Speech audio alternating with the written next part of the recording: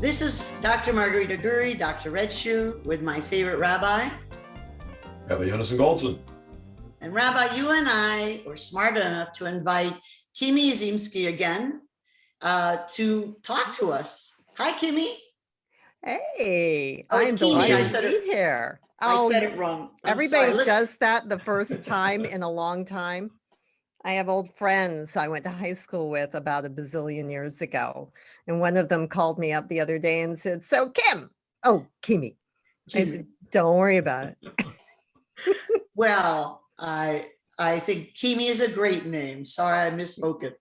So let's talk about the topic that Kimi proposed, which is something that I believe we touched on the last time Kimi was on. The rabbi and she were having an interaction. They were talking about the role of people in different communications, conversations, and processes dealing with ethics. And the question that Kimi poses us today follows up from that beautifully. What is the role and responsibility of askers and the askees? All right, Kimi, take it away. Well, lately I've been noticing there's an odd sense of tension. And as a project leader, my team is in place to serve both a sponsor and a client. And that means that sometimes people on either side of that equation are unsure about how much power they hold. And sometimes the members of my team are unsure about how much power that I have given them. You hold a responsibility when you ask people to expand massive amounts of energy, massive amounts of their talent, and in some cases, massive amounts of inquiry because they don't actually know how to do what you're asking them to do, and they can't believe that you think they do. But now, all of a sudden, we've got this communications issue because the asker didn't necessarily think about what they are asking. The askee is now a little worried, a lot worried about what they're responding to. And everybody in the middle is saying, why do I get the feeling this conversation's gone right off the rails? And it's occurred to me, and I would dearly love to know, Rabbi, for example, what is it about the tension in asking between the asker and the askee? What is it about the tension of where the responsibility does or doesn't lie to say, gosh, that's not a good idea? That is a really interesting question. And I think we could probably go on and on with it. There's so many different layers to it. And some of them we were talking about before we started recording. Often we don't want to feel like we're asking a stupid question.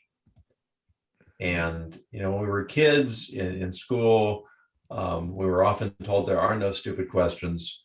I used to tell my students, the only stupid question is the one that's being answered while your hand's up waiting to ask it.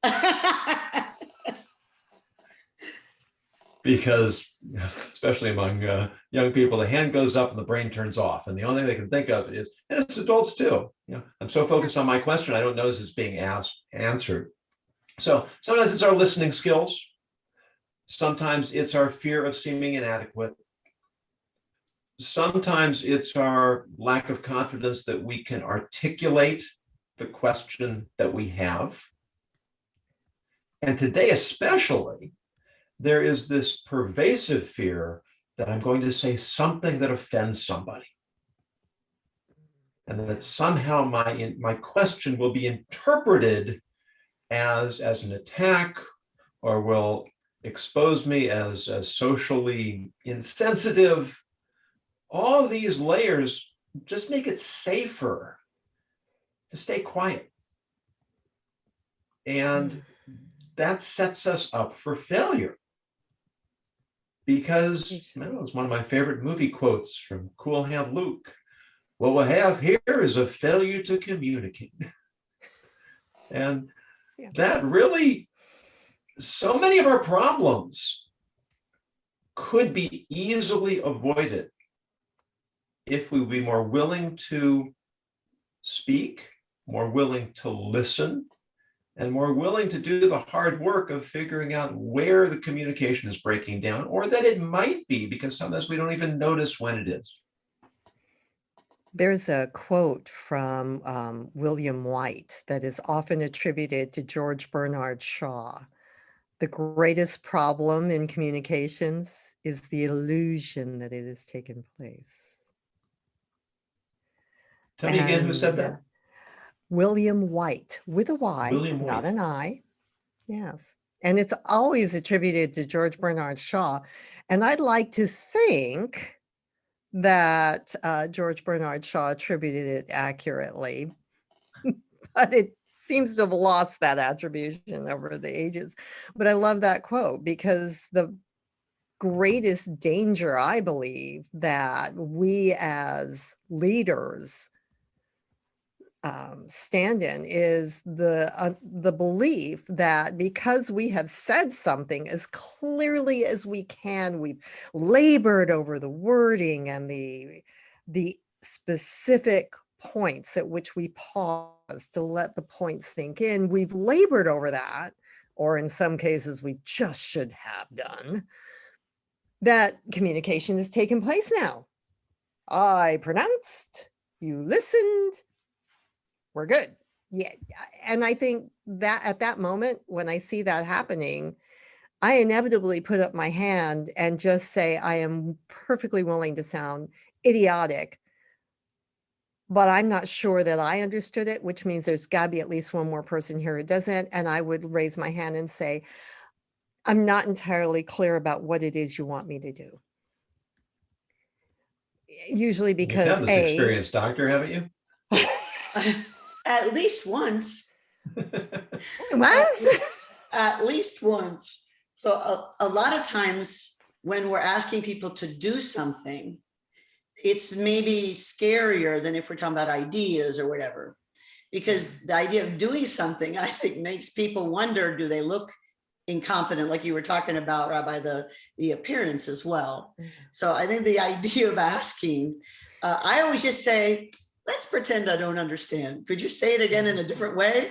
And you know what, even if I do understand, if I think other people in the room don't, but lack of clarity is always clear to other people, not to ourselves. Correct. My rabbi used to say when he was teaching, and then a student would offer a suggestion, he would say, I'm very stupid. Explain this to me so I can understand. I'm very stupid. And, you know, it takes some of that tension away. It is funny. Okay, put it on me. I'm the one with the learning disability. So that's one of the things that I think, Kimi, we were talking about before, that if you, the responsibility of the asker and askee is to take responsibility for your process, adding a sense of humor, inviting clarity, asking for clarity, things like that. And I think it's something that sometimes we think it's just the person in charge's job to make sure we all understand. Well, that doesn't work, does it? Well, at least not in my teams. Yeah. I don't know any functional team. Hey, you have this great example, Kimi. Tell us that story again, please. Oh, recently, yes, yes. And you had a phrase that I will now shamelessly borrow. Please do.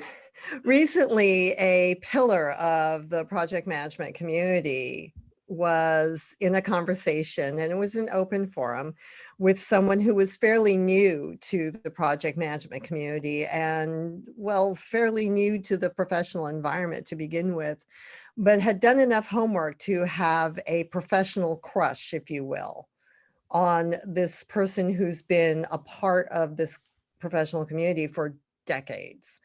And so my pillar of the project management community said, oh, and made a request of our, brand new professional, to which the professional, and may I attribute the wonderful Shrink, got bullied by his own admiration and said, yes, I will do this. And in the background, a colleague reached out to me and said, do either one of them understand how much time they've just committed of each other?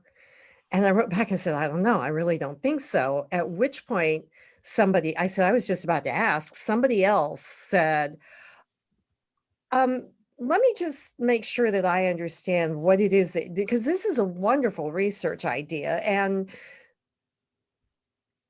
let me paraphrase it. Could you please tell me where I might have misunderstood something? And they blurted it out. And there was this dead silence. And even on these little bitty headshot screens of a virtual forum, you could see both of them kind of go into shock. And luckily, our seasoned veteran said, I can't believe I just asked that of you. And I didn't even check to see if you got the time or the bandwidth for this. I am so sorry. Let's meet offline and let's see what we can do about this. And in the meantime, the newbie was kind of like, because he started totting up in his mind all of the hours that he had accidentally just given his hero. And he was darned if he was going to take it back. Because as you said, bullied by his own admiration. And I thought, we as askers, we have, I think, more responsibility than we often realize, because we can accidentally bully somebody because they absolutely, you are the last person they want to say no to. But look at the upside of that story, is that because people were watching out for each other, Yes. and because this pillar was willing to acknowledge, wow, I just really went off the rails there.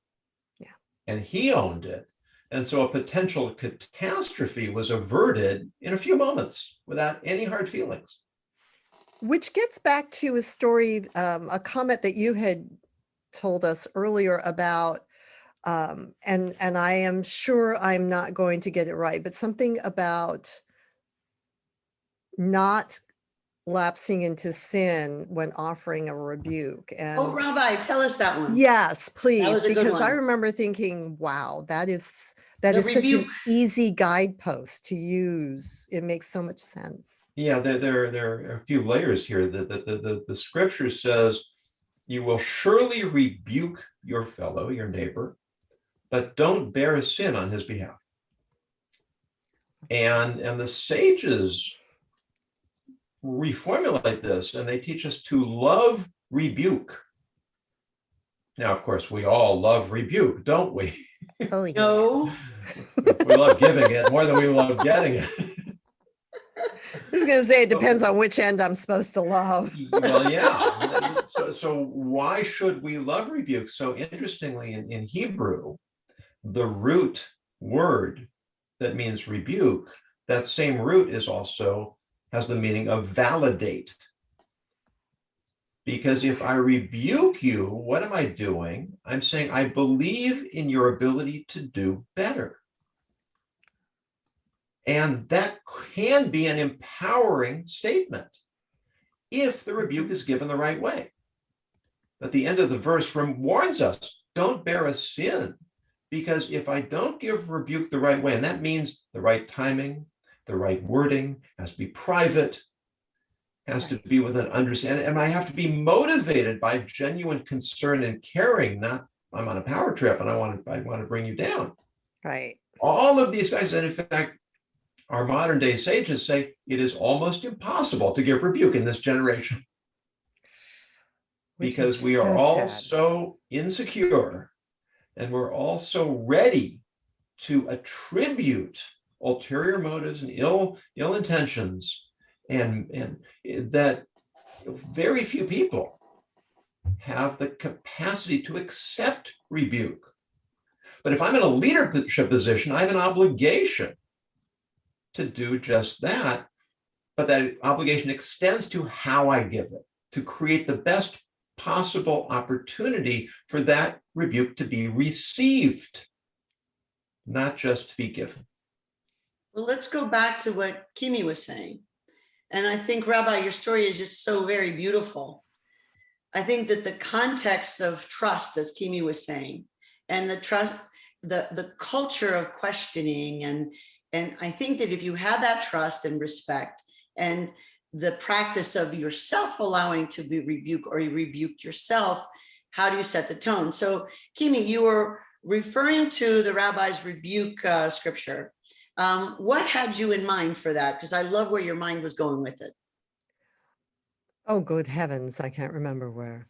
Um, Well, you could What just I was- start wherever you want then.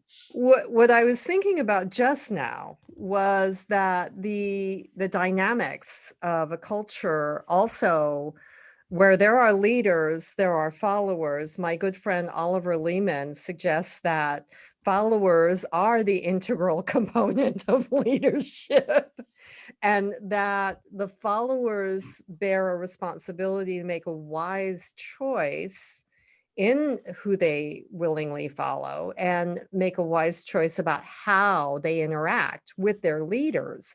So while we started out talking about the responsibility of leaders in an asking situation, I tell my teams all the time, look, you're on the ground, you know what's going on at a much more concrete level than I do. And you're going to see things that I'm not in a position to know.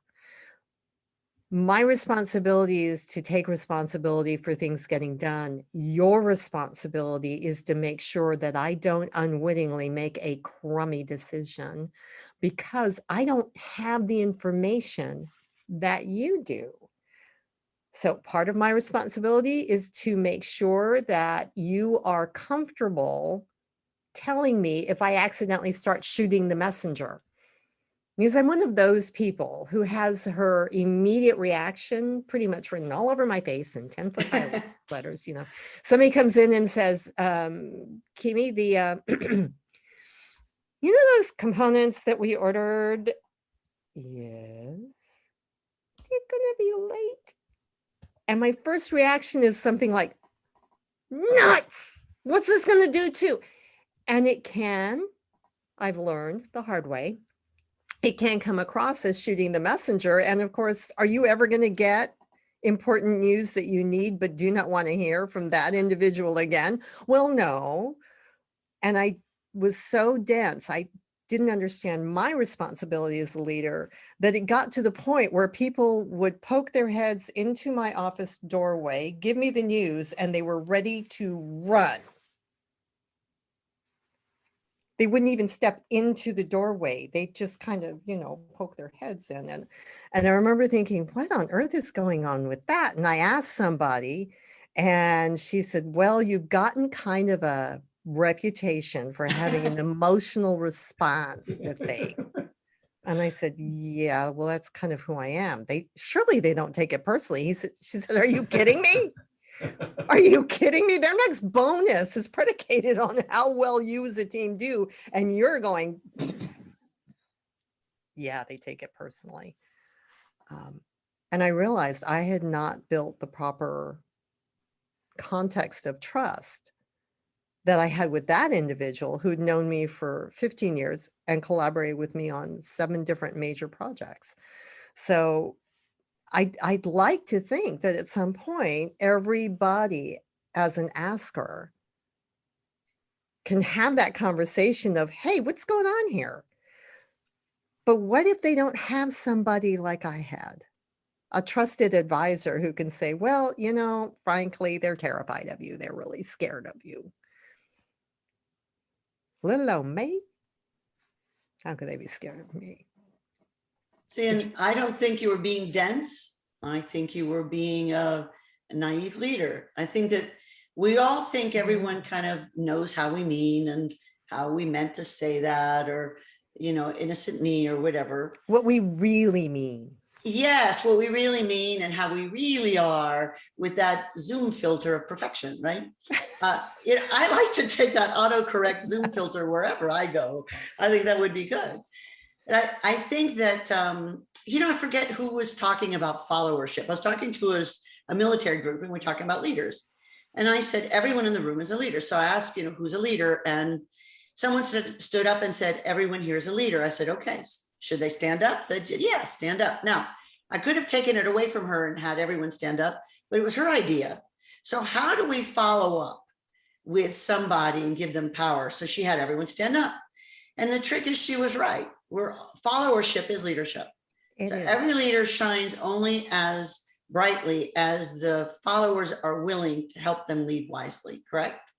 And I think you have created a good leadership team there where they'd say, hey, Kimmy, you missed the boat. Oh, okay, thank you. Yeah. I think that's very important. But I don't think you're dense. I'm going to defend your honor. Thank a you. little. I Not appreciate not It's a dense at wonderful all. video. I think it's a TED Talk. I'm not sure. But it shows this fellow get up in the middle of it's a big open grassy space. People are picnicking and there are a lot of people there. And this one guy gets up and he starts doing a dance. And try to imagine the worst dancer you've ever seen. Oh dear. And that's what this guy's doing. Flailing around, jumping up and down. And you could see all these people, giving him the eye. And it goes on for a bit until a second person gets up and just behind him starts doing the same kind of dance. And very quickly, more people start joining until eventually you see everybody on the green space is running to be part of this wacky behavior. And the point of the video is this guy who started dancing, he was just a nut job until somebody started to follow him. Yeah. And as soon as somebody started to follow him, that made him a leader. And once he was a leader, everybody else started to follow. It's a fascinating study in human psychology. We want to be part of something greater than ourselves, and we'll attach ourselves to almost anything once we become convinced that it's the thing to do. So if you have a responsible leader who's leading people in a way that really has value, and you have followers who commit themselves to that, that's when you end up with a really successful enterprise. I would agree. I'm currently doing some study on the topic of connective leadership, which makes me feel slightly embarrassed to admit that I can't remember the name of the wonderful woman who wrote it. But her idea of connective leadership is that you must focus on the dynamics that you have as a leader with the people who follow you and therefore made you a leader worth following. And part of your responsibility is to make sure that you spot those moments that each one of them has where their leadership can shine through and where their leadership can make the team as a whole more powerful and more productive. And it's a fascinating idea that there is responsibility on both sides. And that's something I would like to see more people having a conversation on, that there is responsibility on both sides to make that equation work, that clarity is worth pursuing, and that just because it's news that you didn't really want to hear, like late deliveries, doesn't mean that you don't need to hear it. And it doesn't mean that it actually isn't going to be quite a blessing. Yes, thank you. Jean Lippman Blumen. Yeah. Amazing, amazing author. Very, very wise. And one of the things that I try to encourage my students to look at, my coaching clients to look at, is what is the price of a little short-term discomfort against the value of being able to make a so much better decision going on later. And yes, connective leadership, Jean Lippman Blumen. Yes, I highly recommend it. It seems like such a no-brainer. I mean, what do I want? Do I want to continue making mistakes, or do I want to correct the mistakes? I'm reminded of a cartoon I saw years ago. The CEO is talking to his underling and he says, "I hate yes men. Don't you agree, Perkins?"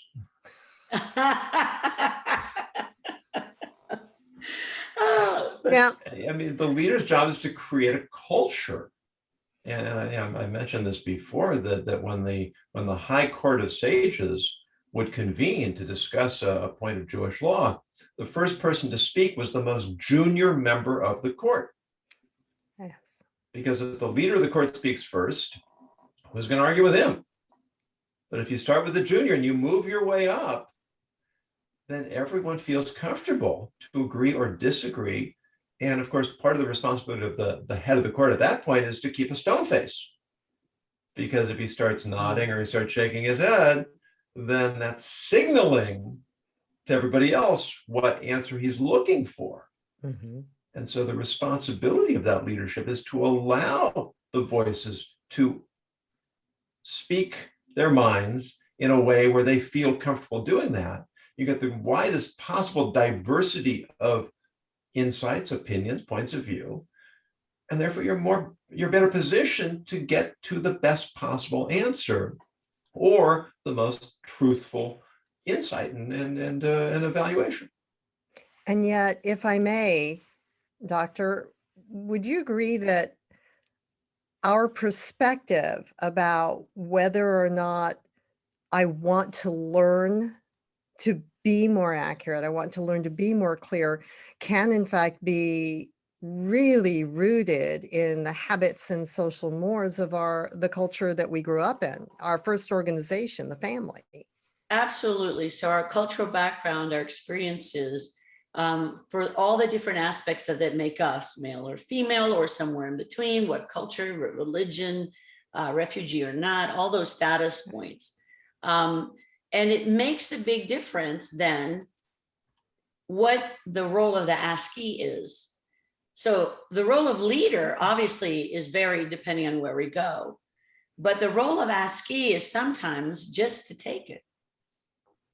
And I think that what we can look at leaders and know that they're leading effectively for the particular group that they're leading is that askees can be like the rabbi was talking about, the junior rabbi who can ask the questions or share an opinion, because then you can have true creativity and implementation, right? Yes. So let's talk about the role of the askee. How come so many askees, besides cultural issues, are just quiet? Why do they say nothing to further along the growth? It is, in my opinion, whatever the answer to that question is, tells you why truth to power is such an elusive and yet sought after commodity. It is resident in both the definition of truth and the volume of power. I am beginning to despair a little bit that we live in an environment and a time where fear drives so much of our behavior, that what we could take responsibility for, what we could be responsible for advancing, is not nearly as powerful as what we're afraid would happen if it goes wrong or if it doesn't go perfectly. And so I wish I had the answer to that question. I think that's a great response. And yet, if they try something without ever spoken up, the askee, it's certainly easy to know who to blame. And that doesn't make it true, because if something doesn't work well, we're all to blame, right? It is all a responsibility. Blame is a reactive term. I'm not allowed to use it. It's socially not nice, but I'm using the word because that's what many people do. They're afraid to take responsibility because they'll fail. Not only do they not have the confidence to fail, knowing that you get up. I think, was it Denzel Washington who does this great commencement speech? And he says, you get up, you fall down 7 times, you get up 8. And it was beautiful, his speech. It's a rallying call to anyone to have the courage to be someone who makes a difference. And I think he speaks to your despair. And if everyone did what Denzel Washington said to do, I think I think we wouldn't despair because everyone would have the courage to step up and to help everyone else step up. At one point, my late husband and I had an agreement, having both come from families with, well, shall we say, not overly abundant resources. And we had done well. So we put aside money because he had retired at that point, and I was significantly younger than he was. And we put aside money that he referred to as the Kimi Go to Hades Fund. Hades? And Hades.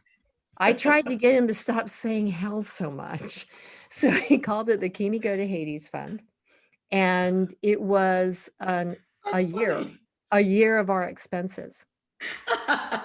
So that if somebody asked me as a project manager or as an employee to do something ever again that I was not comfortable doing, that I felt was in question of, my belief system, or was asking more than I felt that they had a right to ask me to try to pull from my team, I could be completely fearless with my response, because I wouldn't be worrying that if I did say something and I did get fired, our house note would not get paid or things like that. And you know what the remarkable thing was? It gave me the courage to say the things I learned to say them a little softer after a while, to say things and question things. And I didn't get fired. I didn't get ostracized. Well, a couple of my colleagues did get taken aback. But when I left at the end of a nice long career, when I left, one of the people that I sparred with most frequently said, it's kind of interesting. You made a whole career out of being the stupidest person in the room. Because I would start the question with, look, I may be stupid, or I may have brain burped here. I think I missed something that connected this to this. Could you please, sorry, could you kind of connect them for me? And I said, and he looked at me, he said, we all knew you aren't stupid, right? And I said, well, in that moment, I wasn't paying enough attention. So yeah, I was being a little stupid. But it didn't mean I am stupid. It just means I was being a little stupid. But this is something I would like people to think about. What if you had that safety net? Are you that sure you would need it? Are you? Because maybe you're not giving the people who are doing the asking enough credit for their sense of integrity and fair play. And that's something I would like more askees to do, is to have a sense of integrity that gives other people the room to be better versions of themselves, and maybe we give them credit for. I Hence, think That's lovely. was your late husband's name? Walter, yeah. The Walter Fund. I think that's great. Yeah. I think That's that's so such an much important- nicer than the Kimi Go to Hades. But I think that tell was you to go to Hades. that was a beautiful thing he did for the two of you. It So was. Rabbi, what were you going to say? It's such a compelling insight that when we don't feel secure, whether it's in who we are, or in the environment we're in, or in the financial stability of our lives, we immediately start rationalizing that we can't say what needs to be said. We can't do what needs to be done. We can't make waves. We can't take risks. And everybody suffers. Mhm. The culture suffers. Yes. And yet I think there are some bosses and some situations, especially people who don't have so much power or education, where if they do say boo, they're gone, and then their children starve. So I think one of the in-between steps is if you can't speak to the leader who isn't leading in the Kimi way or the rabbi way, Or maybe the there's shrink someone, way. or yes, and maybe there's someone else that they can talk to, maybe their partner, their life partner, or maybe the secretary, or someone who has sway with them. Sometimes it's the custodian, who in that organization does have the ear of this leader, that you could go to and express your concern. Either they could advise you on how to handle it, or they could whisper in the ear of the great and scary one, right? Yes. It's one of the reasons why there's suggestion boxes, but they only work if somebody's reading the suggestions. Yeah, and if it's neutral. With an open mind, Right. open mind. Yeah. So Yeah. the suggestion boxes I've seen, they have a computer that anyone could type on, but there's a camera on it. Oh my And gosh. so you can't check the IP, you can't check, where it got sent from, but you can see them. So I think, Ah, how do we, so here's one of the questions: how do we solicit information that we as leaders need that will inform us on what we can do even better, or better if we're not doing them well at all? And how do we move forward? So I'm going to ask you to address that question, Kimi, but let's do the word of the day. yes. All right. So, good Rabbi, you have an interesting word, and I'm going to put this in the chat. And the word of the day comes to us from Sarah Brzezinski, the Crackerjack